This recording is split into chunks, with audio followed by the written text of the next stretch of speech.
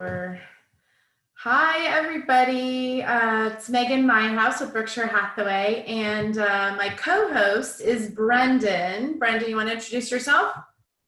Yes. Hello. Brendan Delahook, Caliber Home Loans. Cool. So we have a really good seminar planned for you here. I'm trying to get us live on Facebook as we get started here. So bear with me. Brendan, do you want to just give them a little bit of a background on you as I get this set up? Yeah. I work for Caliber Home Loans. I am a loan officer.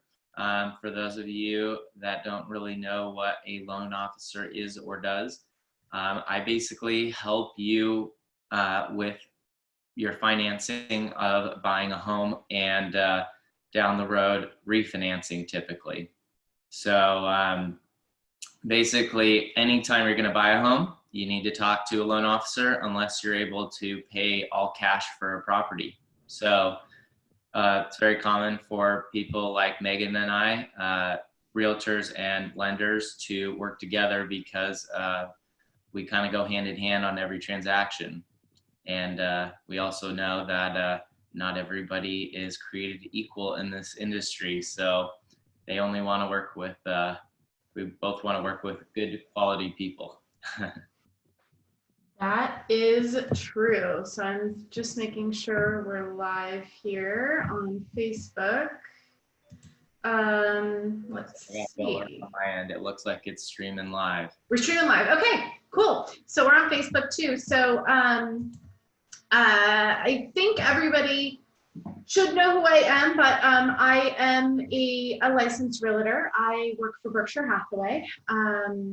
I work in the North San Diego County area and South Orange County. And I work for Berkshire Hathaway, if I didn't already say that. And I just, during this time, I know there's a lot of uncertainty, and I know things have been changing on a daily basis. I know they have been for you, Brendan, and they have been for me. And we were considered non-essential workers and then essential workers. And just with all of the rules and being able to follow all the guidelines to keep everybody safe, but still be able to help people that need help buying and selling. We just want to share some information. So, maybe you're just curious about buying a home, and maybe, you want to get some information. Maybe it's a year out. Maybe you were just about to buy a home and you're like, holy cow, like what's going on in the market? I want to make sure this is a wise decision. So Brendan and I are just here to share some information with you guys. I'm going to share my screen and show everybody. Hold on a second. Our presentation. So let me go back here to the first slide. So this is our VIP Homebuyer seminar. Just want to share information with you. Here's our agenda. So I'm going to be going through, what's going on in the housing market. We'll start with that first. Home affordability, and then Brendan's going to talk about what's going on in the world of loans and lending and how the coronavirus is affecting that. We also will have him discuss the biggest obstacle. So there's a lot of things that people don't know, and we want to share with you about how to get into buying a home and get a loan. I'm going to go a little bit through the home buying process. We'll talk about when's the right time to buy, and then Brendan's going to talk about getting qualified, getting that pre-approval so that you're ready to shop for a home, and mistakes to avoid so you can make sure that you do everything the right way and you can find the home that you want and make sure that you work with the right people. And we'll have some questions and answers, and then we're going to create, we'll talk about creating your next steps and home buying plan. So let's get started here. So the current housing market. So I want to share a little bit about both North San Diego County, and where I live and work in North County, especially, is in Oceanside. And then I'm also going to share a little information about South Orange County and where my office is located in San Clemente. So the markets are very different, but I just kind of want to share information so that everyone gets an idea on affordability, what prices look like, and what's going on in the current market. So I compared April 1st to 7th, a week period, and then April 8th to 14th, 2020, and then 2019, just so you can see, because obviously there wasn't our stay-at-home guidelines last year. So it was a bit more of a normal market per se. And now we're dealing with some unforeseen circumstances, and just kind of want to compare and contrast what's going on. So you can see here that in the first and second week of April, there were 37 properties listed, new listings that came on the market each week. So, and you can look and compare that to what happened at the beginning of April last year. So we're looking at a decrease in almost 50% of the number of listings that are hitting the market. That could be due to, you know, people holding off, just not sure what they want to do, not sure what's going on in the environment, and also the initial, I think, challenge of getting homes on the market when the realtors weren't considered essential. So we're seeing less homes on the market in these last 2 weeks compared to last year. And then we're also seeing that actually slightly less homes have sold as well. So this is the beginning of the spring market, or March really is, but this is the beginning of the spring market. This is where a lot more people are putting their homes on the market.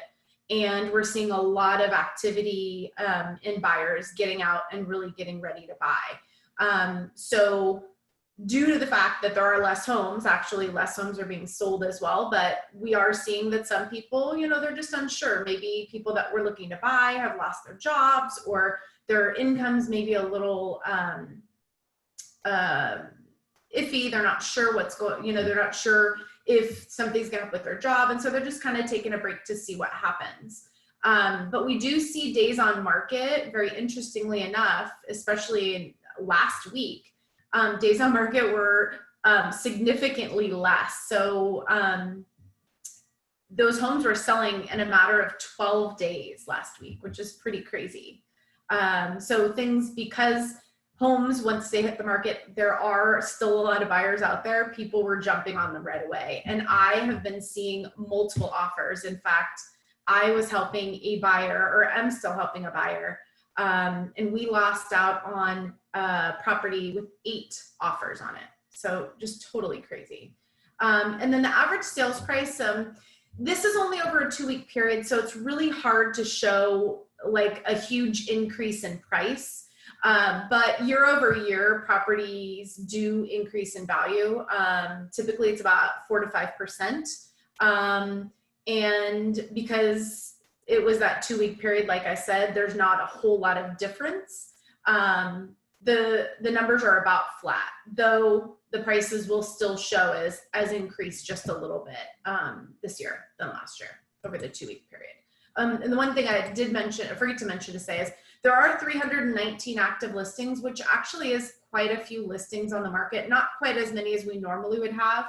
And I am talking about a combination of single family homes, condos, and townhomes, not just houses. So those numbers may look a little lower to some people just because we're talking about the combination, not just homes, but condos, townhomes, and single family residences, because I wanted to get a broad spectrum of properties, as I know we have a lot of different people on the call. And then in San Clemente, let's talk about that real quick. So in San Clemente, there's 167 active listings. It is a smaller city, so less properties on the market in general.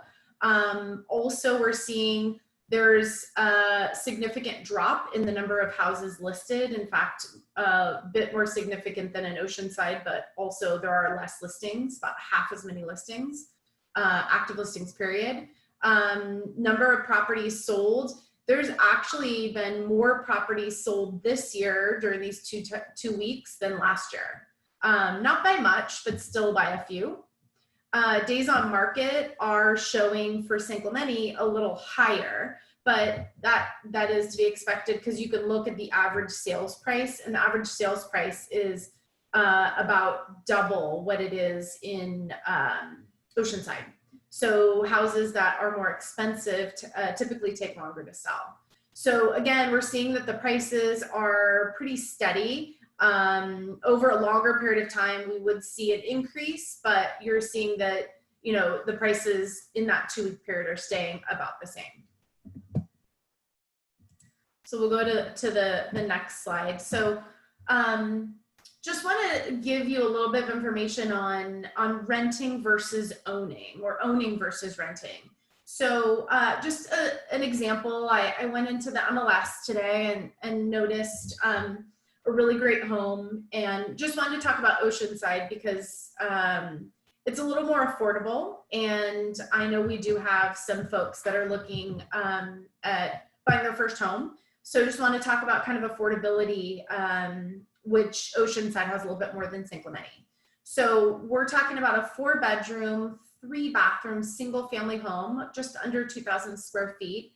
Purchase price of about just under $600. So here in Oceanside, you can still buy a single-family home. This one didn't have an HOA, which is great, for under $600, which is just an amazing price in a great neighborhood. So with 5% down, and I know Brendan's going to talk about some of the different programs that you can do. You don't have to have 5% down, and you don't have to have 10 or 20% down. There are different programs to do, but we're just going to talk about 5% because that's still fairly reasonable. So that's just under $30,000 down. Payment, interest, taxes, and insurance. So your full payment with all the taxes and interest wrapped up, and in your homeowner's insurance wrapped up into that, is about $3,300 a month. And then compare that to the average rent in San Diego. So the average rent in San Diego is $2,300. And you're talking about an average size apartment or condo, if you're renting somebody's condo, about 887 square feet. So really, if you look at the just slightly $1,000 difference in payment at what you're getting 1,100 square feet more, and you're getting your own home.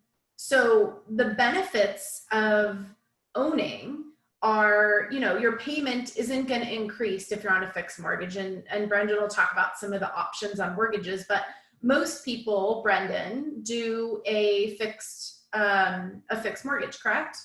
Yeah, and that avoids rent going higher as well, because Thank you. every year rent goes up. Yeah, absolutely right. In fact, I didn't include in the slide, but rent did increase last year over year, 4%. And the rents would increase even more. However, the affordability factor is very challenging here in San Diego and in LA, in Southern California, Orange County, and Southern California in general. Another benefit is owning a home is a forced savings account. So you basically are putting a little bit more money away traditionally than you would with rent, but you own the home, and you're basically making money as an investment year over year, typically 4 to 5%. And, you know, we'll see what happens this year. Things may change, but the trajectory of real estate, even if it does this and this a little bit, it's always constantly going up. Tax write-off. So mortgage insurance and property tax can be written off, and there are some specifications on that. And Brendan can answer any questions on that, as well as talking to a tax professional is always a really good idea when looking at what kind of write-offs you could get. And then we were talking about you own your own home. So when you're renting, A lot of times you can't, improve the bathroom. So you can't make the bathroom look nicer. You can't add granite countertops if you have tile countertops. Or you could, but you're spending your own money on property that you don't own. So you're able to do whatever you want with the home, new flooring, paint the walls, maybe put an addition on if you want more room, build, a patio cover so that you can sit outside during the summer months and enjoy your home. So lots of things that you could do to really make the home your own. And I know for those of you that have pets, having those pet restrictions and trying to find a place to live with a pet is so challenging. So most homes, there are some condos and townhomes, very few HOAs that have limits on pets, but for the most part, like you can have whatever kind of pet that you like, and you can have a reasonable number of pets.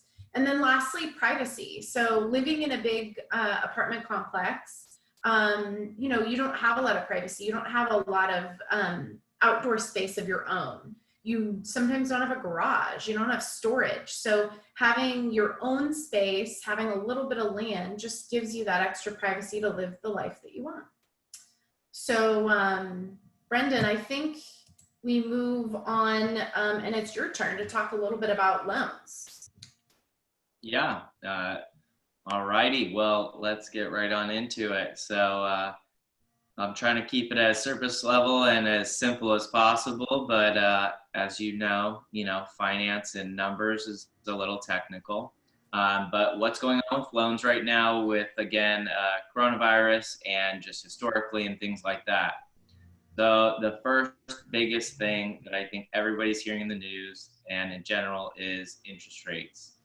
Mortgage interest rates are one of the many factors that help determine what your monthly payment's going to look like.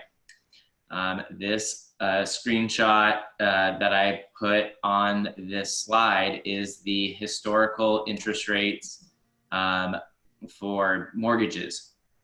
And what's crazy about it is if you, for some of you who weren't alive maybe in the 80s, go ahead and ask your parents, grandparents, whoever, if they've owned a home at that time. Rates were probably 12 to 15%. Now we're talking about rates being in the low 3s and high 2s.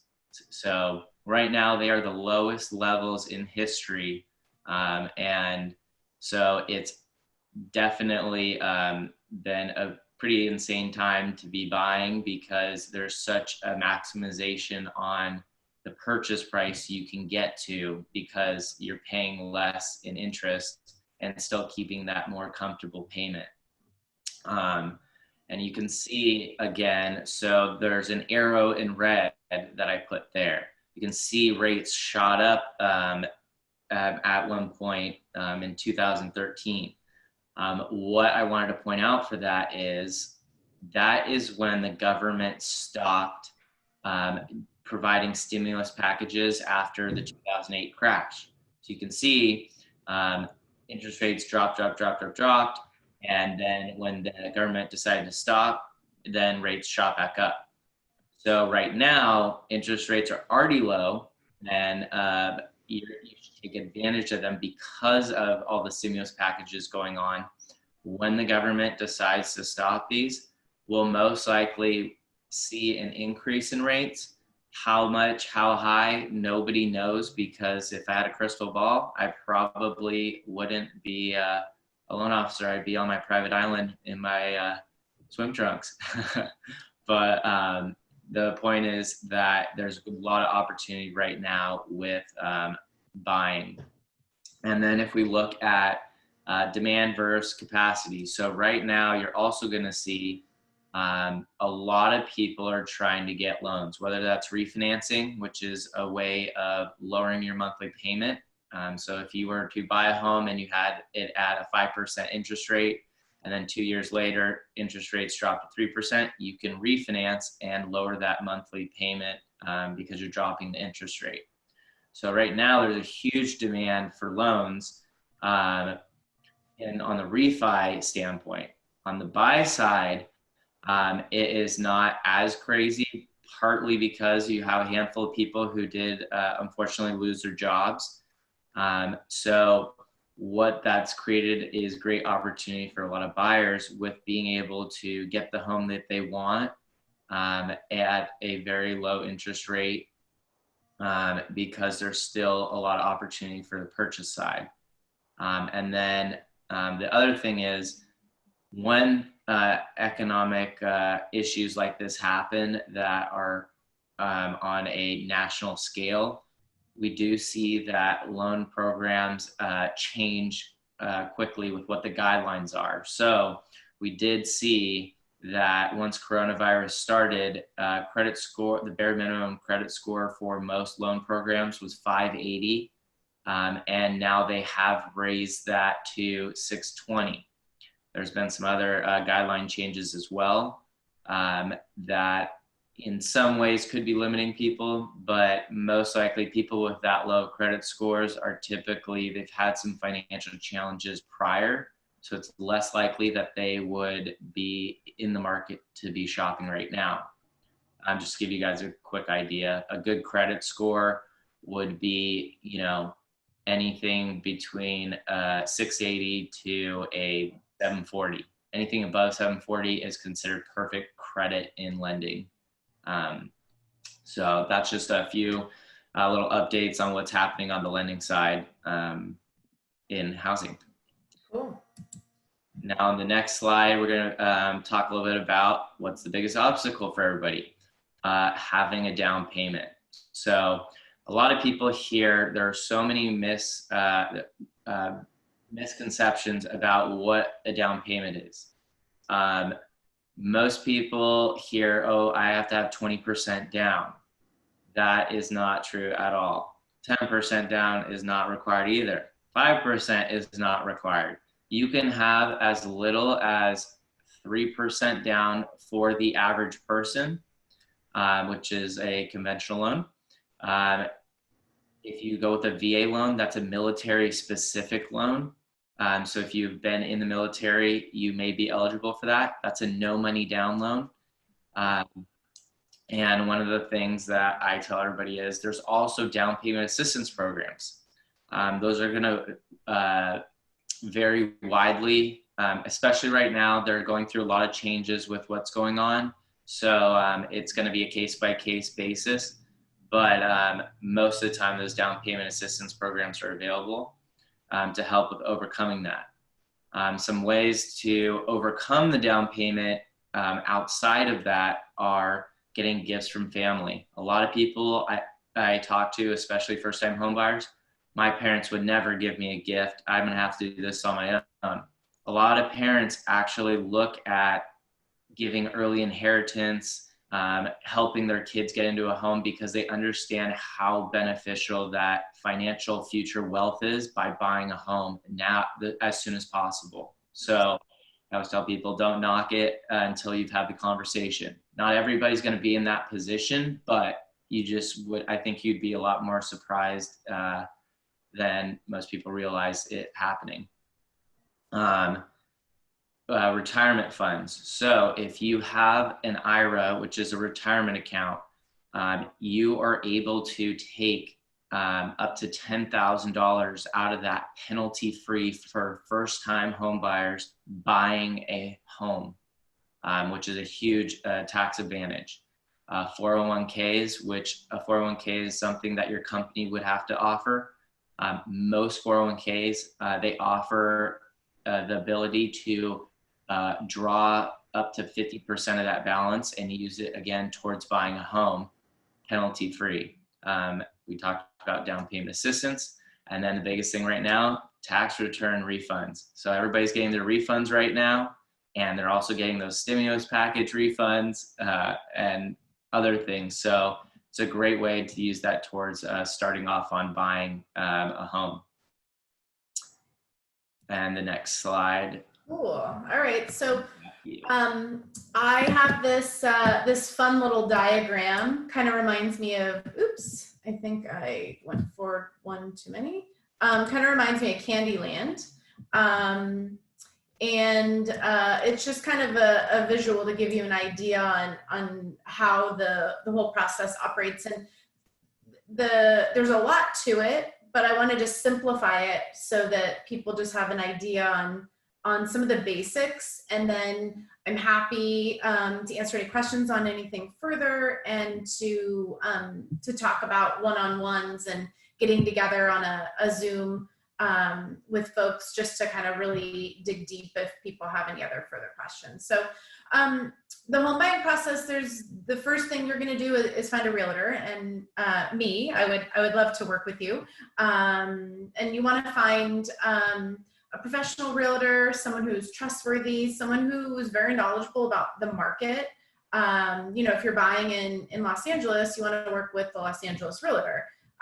If you're buying, in Dallas, you want to work with a Dallas realtor. You don't want to work with a realtor that doesn't know the market, because they're not going to be as valuable and have the contacts with other realtors in order to find the right home for you.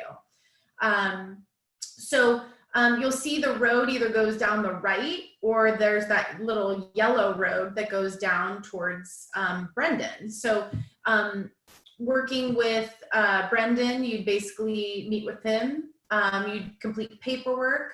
And then once you're under contract, you'd wait for the appraisal to come back. As I said, this is a very simplified version. And then once you're approved, basically you're ready to move along to close on your home. So the path in working with a realtor is you're going to want to have a one-on-one meeting to review your wants and needs, so that we can put together a plan for you on, what kind of homes you're looking for, what neighborhoods, so that realtor can give you an idea on, or I could give you an idea on some of the great neighborhoods if you're not familiar. If you lived in St. Clemente or in Orange County and wanted to move to Oceanside because it's so affordable, that I could tell you where the great neighborhoods are. I could tell you what the schools are like. I could tell you where the amenities are. And then you'd be searching homes online, and I find that most people that I've met have been searching for homes online well before I send them properties, but I tailor my search to really meet what they're looking for. And then I give people some ideas on properties maybe they hadn't thought about because it's in a great neighborhood, or, maybe the school's great, or maybe it's closer to the freeway for them to get to work, or whatever it is. And then we'll go see some houses. So after you've searched online and reviewed the homes I've sent you, we'd go look at houses, and then you decide on the house that you wanted to put an offer in on. So once we put the offer in, there's a few things that we have to do to determine what the offer is going to look like. So we review comparable sold properties. So we'll look at that house, and usually within a mile or two radius, we'll look and see in the last 3 months what houses sold that are a comparable square footage. We call those comps, and everyone says comps, but that's what comps means. It's just comparable sales. And we'll compare that house to those and see what those houses sold for. That will help us determine the purchase price. So just because somebody is asking, $600,000 for a home doesn't mean it's worth $600,000. It means that's what they want to make off the home. But there may be homes in the neighborhood that sold at $550,000 or sold at $575,000, and those homes are nicer than this house. So you want to make sure that you're looking at what is sold so that you're paying an appropriate price. You don't want to overpay, and you want to make sure that you're, especially in this market with multiple offers, you want to make sure that you're paying the correct amount, whether sometimes it's more than you expect. So, and then you decide on the terms. So how long is the escrow going to be? Is it going to be 30 days? Is it going to be 45? Is it going to be really quick? Does the seller want a really quick escrow and you really want the house? Contingency timeframe. So these are certain periods that are built into the contract for sale that allow a buyer to change their mind in purchasing a property. And one of the most important timeframes is the inspection. So the inspection contingency basically, once you do an inspection, you take a look at the property, and if you don't feel comfortable with the condition of the property as the buyer, you can back out. So we just kind of decide what those lengths of time are. The next thing is the earnest money deposit. So everyone talks about, you know, the deposit, and what that looks like is it's an amount of money, usually 1 to 3% of the purchase price, that you put down as the buyer. You wire into escrow once escrow opens, and it shows the seller you're a serious buyer, that you're not just someone that's on Zillow looking and then just decided to go look at a bunch of homes and you know, just kind of willy-nilly checking things out, but you're actually really serious about buying this home, so much so that you're willing to put money up, that you're going to continue through with the process and follow the timeline. Let's see. Oops. I seem to have made a little bit of a boo-boo. Hold on a second. There we go. Okay. And then the next thing would be negotiating the offer. So hardly ever does it happen that as the buyer, you put an offer in and straight away it's accepted. Usually the seller is going to want to do what we call counter, or send a counter offer. So usually it's on price. Sometimes it's on different terms, lengths of escrow, and the contingency periods like we talked about. So typically we're responding to a counter offer. And then once we negotiate the offer, the contract's accepted. And what that means is we're in escrow. So escrow is the time period that the transaction occurs within. And escrow is also a neutral third party that maintains the transaction and makes sure that both the buyer and seller are working in a timely fashion to move forward along in the transaction. So once escrow opens, that's when all the pieces really start moving, and we're on a timeline to make sure that we get everything done in time.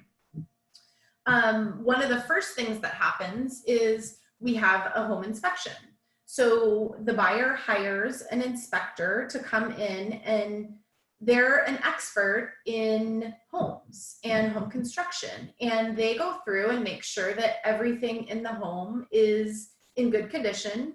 And if it's not in good condition, that they let the buyer know these are the things that may be an issue, or these are safety things that need to be taken care of immediately.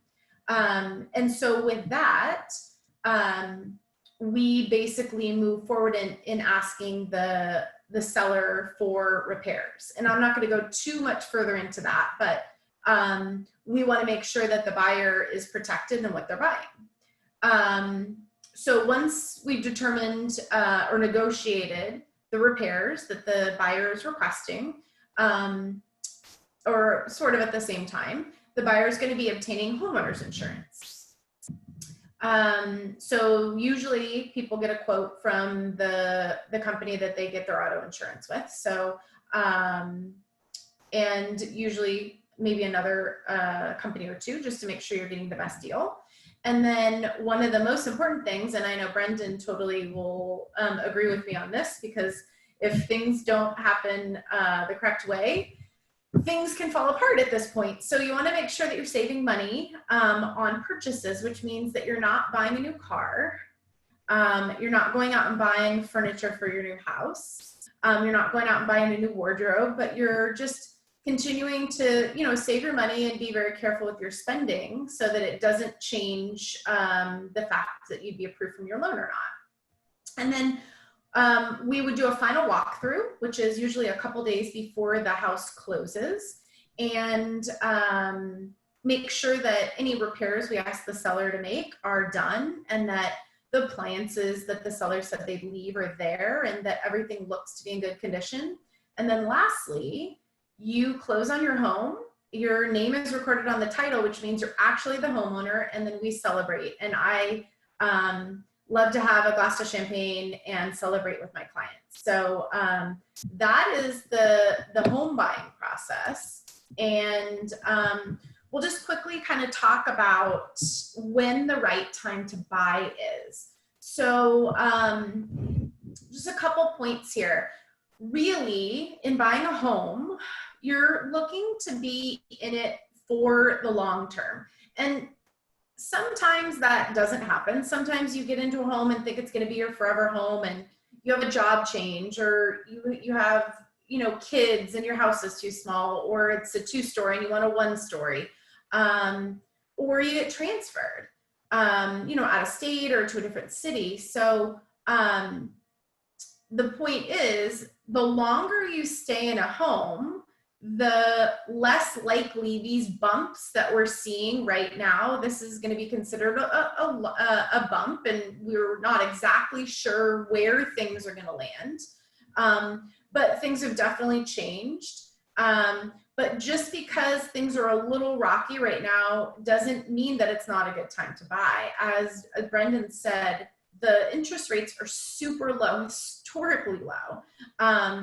And, you know, he was mentioning, which is totally correct, if you talk to somebody who bought a home in the 80s, like, they would laugh, when they are laughing right now at what the interest rates are. It's like incredible. So to be able to take advantage of that is huge. Life circumstances. So, you know, again, we're dealing with a pandemic right now. So maybe you aren't feeling secure in your job. Maybe you're furloughed. Maybe you've been laid off, but then again, maybe you're in the medical field. Maybe you work for Zoom, or any of these other people that are running online companies, and you're doing really well and you have a lot of job security. So that just depends on, you know, where you're at. Or you know, maybe you have kids and you need to move. So there's a lot of life circumstances that could change that. Interest rates, like we talked about, they're so low. So getting in, even if the prices are a little bit higher right now than, of course, they were last year, because that's how they tend to creep up, you're going to hold steady if you get a longer loan, a 30-year loan, at a high 2 to 3, mid 3 interest rate. So you'll be saving money that way. And then supply and demand. Right now is a great time to buy because of the interest rates. However, in some markets, it can be a little more challenging because there aren't as many homes on the market. Normally, in a spring market, it is really, really busy. And I'm still seeing a lot of buyers out there, but less properties going on the market. Like we saw in Oceanside, like 50% less properties hit the market than they normally would have in that 2-week period. So you're having to compete with other folks on the properties that are available. And that's all the other good reason to have an agent that knows the market, that knows what's going on, and is able to craft an offer that's going to allow you to beat out those other offers. And then micro and macro markets. And like we just talked about, like, there's different markets. San Clemente is a totally different market. It's 20 miles from Oceanside. Totally different market from Oceanside. So you want to kind of see, like, are the prices dropping in one market and increasing in another? Are we seeing more traffic hit open houses and homes in one market versus the other? So what market are you looking at? And is it, is there enough inventory to make it worth your while? And are the prices at a good place that work for you? So I think, Brendan, you are up next. Talk about loans a little bit more. Yeah. So kind of going back to what Megan was talking about is, if you're going to put in an offer, every seller is going to want a pre-approval letter in with that offer. It basically shows that you're a serious and motivated buyer. You've done the work up front. You know what kind of monthly payment to expect. You're going to be comfortable with that monthly payment, et cetera, et cetera. So what that basically looks like. So once you find an amazing realtor like Megan, she would have you get connected with a loan officer that she recommends, such as myself. And we would have a quick phone call just discussing some of your financial goals. I personally like to kind of dive into that a little bit more in depth than most people, because to me, if you're going to be having, things like you're going to get married, you're going to have kids. That's going to change how long you're going to stay in the home, and therefore it's going to change the type of loan program I'm going to recommend. To give you an idea, there's about 500 different loan options out there. So that's kind of my job, is to figure out which program is going to be best for you. I usually will provide about 3 different options, and then we kind of talk through the pros and cons of each of them. But that's a few steps down. So before that, we're talking about your financial goals. Then we would have you fill out an online application, or we could meet in person if you prefer that. You're going to provide a list of documentation such as your tax returns, pay stubs, bank statements. Then we're going to go through those loan options. Once I have that all together, I basically am going to create the presentation and we'll talk through the different options. And then congratulations, you're pre-approved. You can go shopping. Common question I always get: how long is my pre-approval good for? Your pre-approval can be good for up to 6 months. Of course, that's all pending upon nothing major changing in your life. So if you lost your job, that pre-approval is obviously not going to be valid. If you don't have the down payment that you originally did because you went and bought a car or something like that, those are all things that are going to change that pre-approval. But in general, 6 months. And we can go to the next slide. Yep. So some quick mistakes to avoid when thinking about buying and just getting ready for it in the near future. So paying off all your debt. I get a lot of people coming to me saying, Brendan, I just paid off all of my debt. Now I want to go and buy a home. And while paying off debt is good, paying off all your debt is not good for a few reasons. One, sometimes it can negatively affect your credit scores, believe it or not.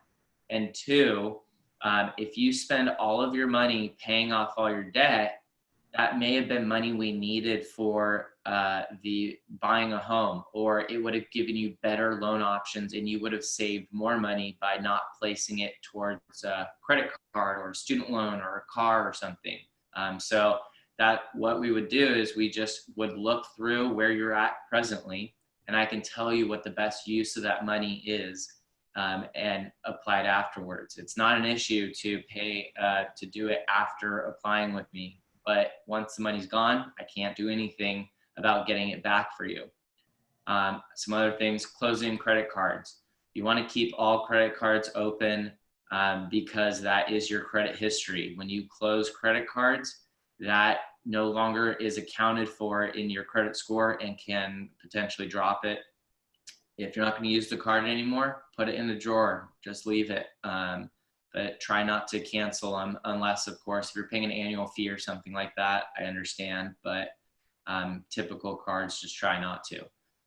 Opening new credit cards, auto loans, personal loans. So within a month or 2 of applying and during the pre-approval process, you do not want to open up any new debts, so to speak, because those are not on your credit report, and therefore they're not accounted for in the pre-approval.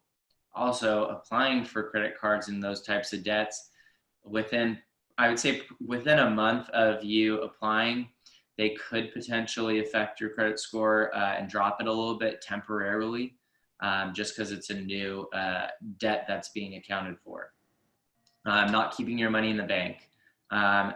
There's a handful of people out there that don't trust the banks, and that's your right to feel that way. I mean, I guess there's situations where you wouldn't want to have your money in the bank. However, the U.S. government has anti-money laundering laws, and so in order to fight terrorism and drug money, they want your money in the bank. So you have 50,000 stashed underneath your bed or something, or in a safety deposit box, and then want to use it. It has to sit in the bank and be sourceable. Buying or leasing a new car, don't do it. That's a very common one that Nick and I have both experienced literally kill deals. It is a debt that affects you, so don't do it. And it can also just affect how much you qualify for. Changing jobs to a different industry. So what I mean by that, we want to see the same line of work. So don't switch from being a scientist to a construction worker. It's okay if you're going from being a receptionist to being like a teacher's assistant or something like that. You're still being an assistant role, but when you're switching from completely different jobs, lenders don't like that. Going from a salaried worker to self-employed / 1099 person. So if you're making a steady paycheck and then all of a sudden you go self-employed, we have to have 2 years of self-employment history when it comes to using that kind of income. And that's 2 years on the tax returns. If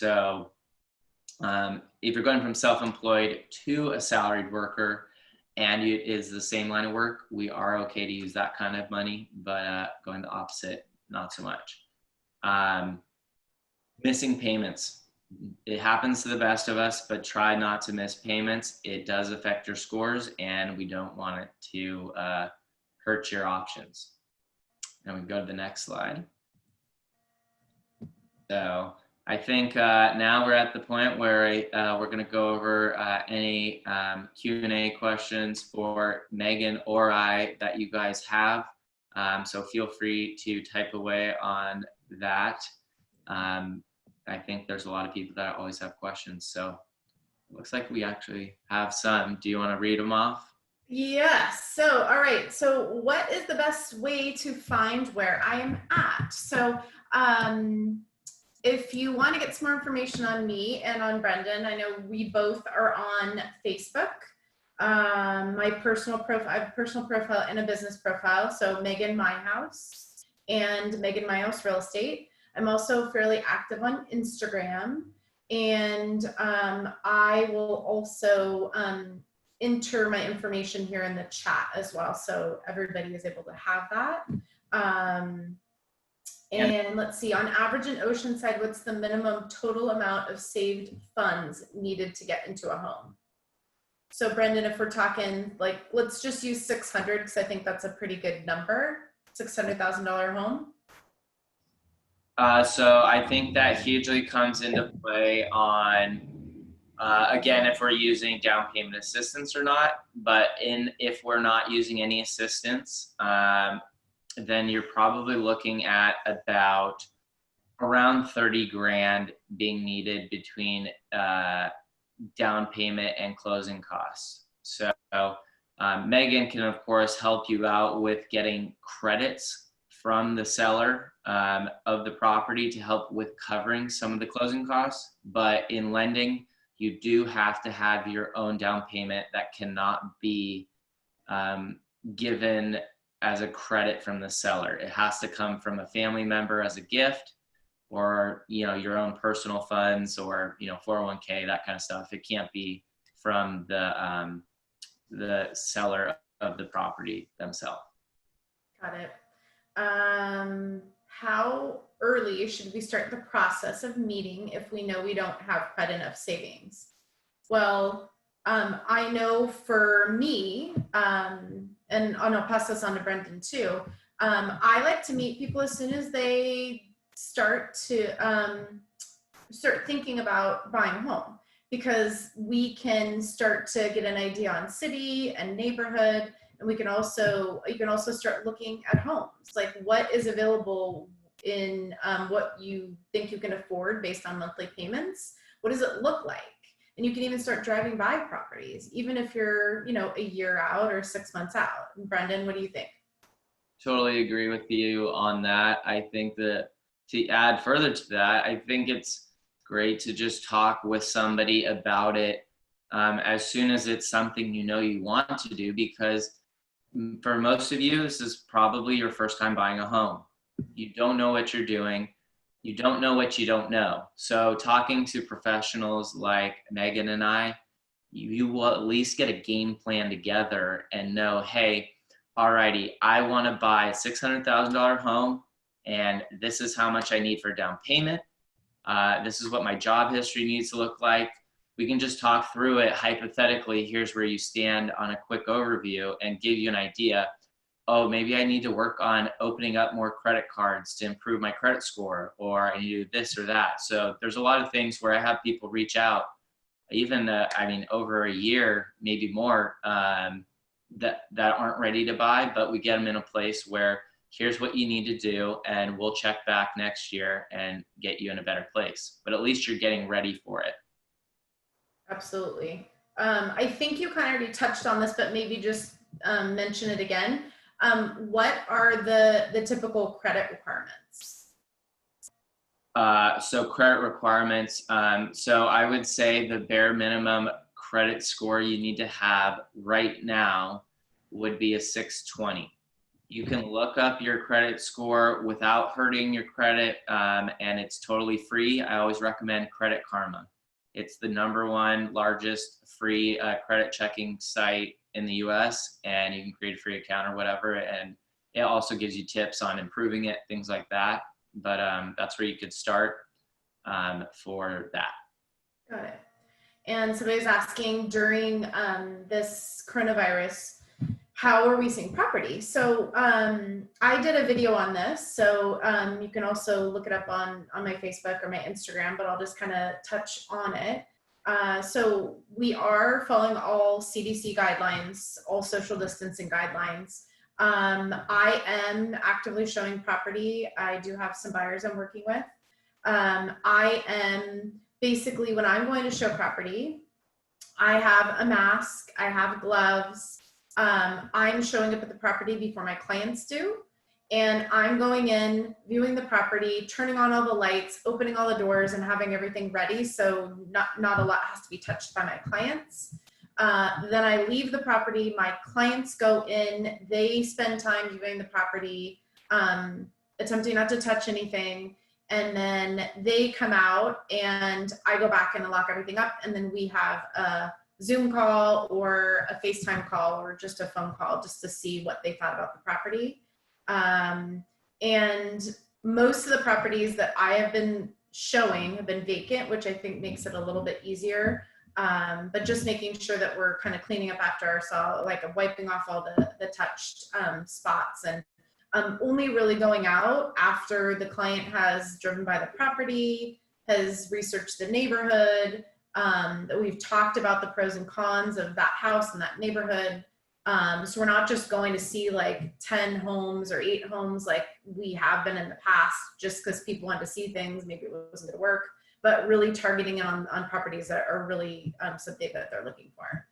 Let's see. How do I pay for helping me buy a home? Oh, that's a good question. So I think a lot of people think that they have to pay me as their agent when I'm representing you as the buyer. So when you are buying a home, you do not pay me anything. So you don't pay me out of pocket. You don't pay me a dime. The money comes from the proceeds of the sale. So essentially the seller pays me and the listing agent to sell you the home. So totally free. I work for free almost. No, but I work for free for you. So you don't have to pay me at all. And how much difference does the lower rate really make? Brandon.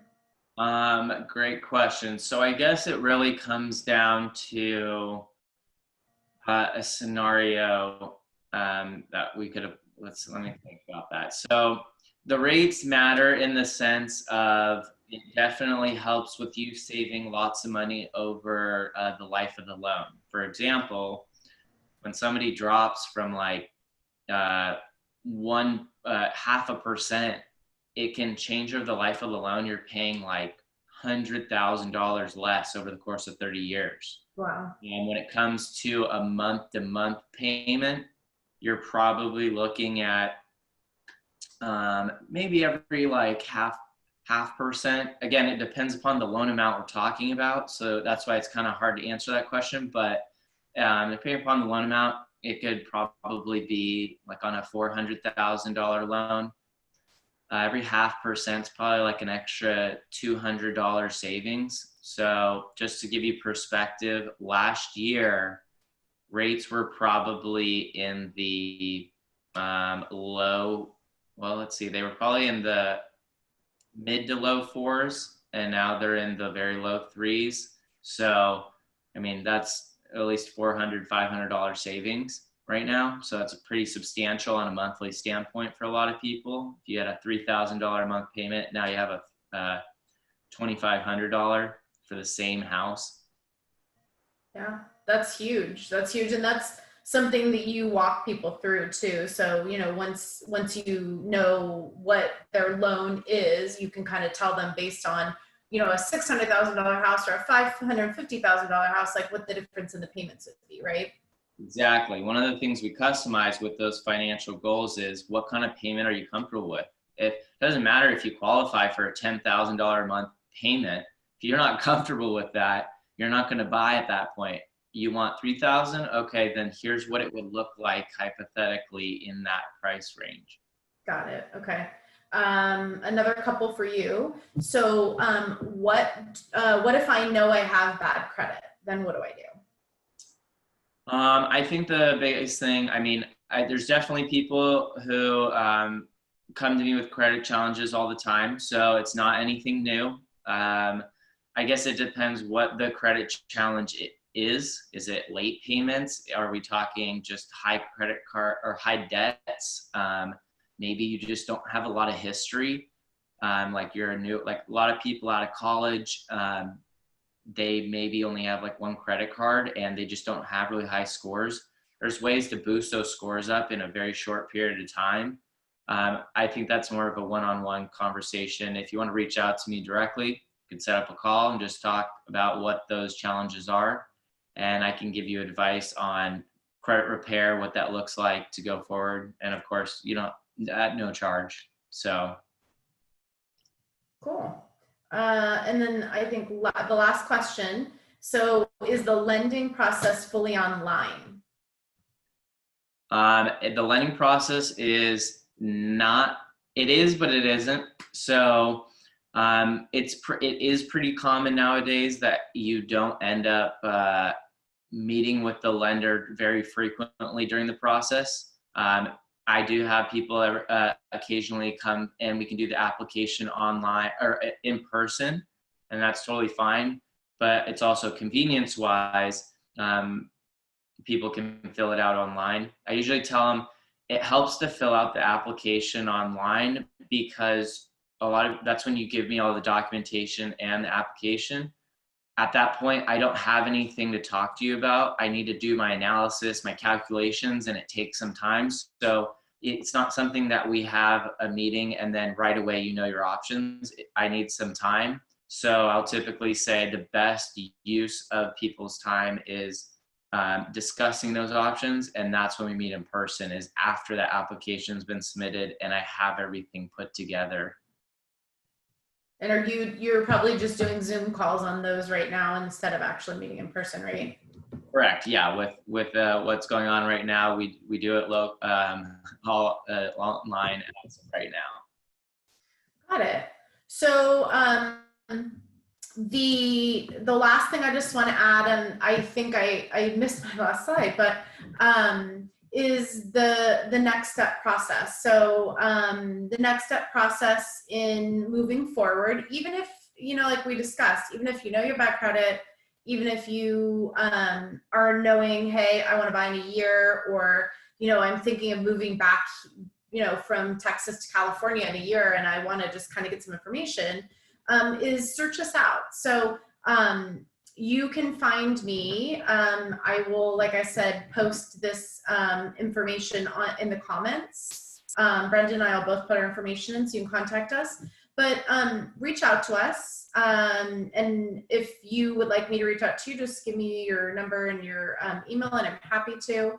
We'll just have a no pressure conversation. I'm not here to push you in anything. I want you to feel comfortable with the process. I want you to feel comfortable that this is the right time for you.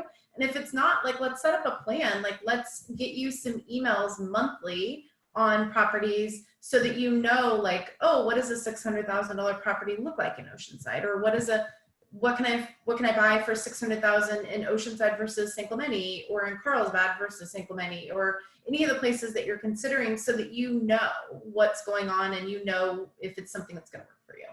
And then just having a one-on-one Zoom call. I like to do things in person, and as I know Brendan does too. And usually I take my clients out for a drink, and we have some snacks, and we get to know each other, and just learn about what your long-term goals are, and where you want to be and why.